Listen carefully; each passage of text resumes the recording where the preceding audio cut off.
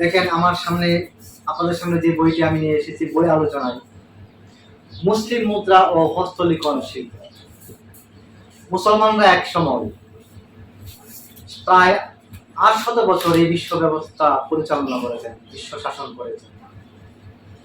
মুসলমানদের মুদ্রার যে ইতিহাস, পাকিস্তান যুগ থেকে নিয়ে ইসলামী যুগ, খেলাফায়ে রাশিদান যুগ, সালতানাতের যুগ, পৃথিবীর যে যেখানে মুসলমানরা অবস্থান করেছে, মুসলিম শাসকেরা নিজস্ব মুদ্রা প্রবর্তন করেছে।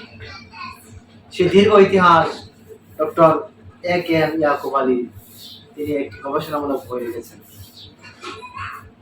আপনি অবাক হবেন, রাসূল সাল্লাল্লাহু আলাইহি সাল্লাম থেকে নিয়ে সাহাবায়ে কেরাম পরবর্তীকালে মুসলমানরা পৃথিবীর বিভিন্ন জায়গায় শাসন করেছেন, তারা নিজস্ব মুদ্রা প্রবর্তন করেছেন। সেই কালের ইতিহাস এই বইয়ের মধ্যে আপনি পাবেন। তারপর মুসলিমরা হস্তলিখন শিল্প, মানে হাতের লেখা। তারপর এই শিল্পের মধ্যে বিভিন্ন ভাগ আছে, ক্যালিগ্রাফি আছে, আর্ট আছে।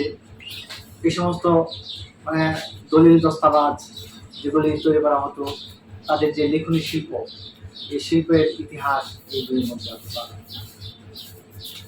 ক্লাসিক্যাল বই, গবেষণামূলক বই। ডক্টর ইয়াকুব হুসাইন অনন্যা পাবলিকেশন এই বইটি প্রকাশ করেছিলেন অনেক আগে, 2000 সালের দিকে। এখন বর্তমানে সেটি বাজারে পাওয়া যাচ্ছে কিনা জানি না। খুব পুরাতন বই। মানে আপনি মুদ্রা, ইসলামিক মুদ্রা, মুসলিম মুদ্রা এই সম্পর্কে যে জ্ঞান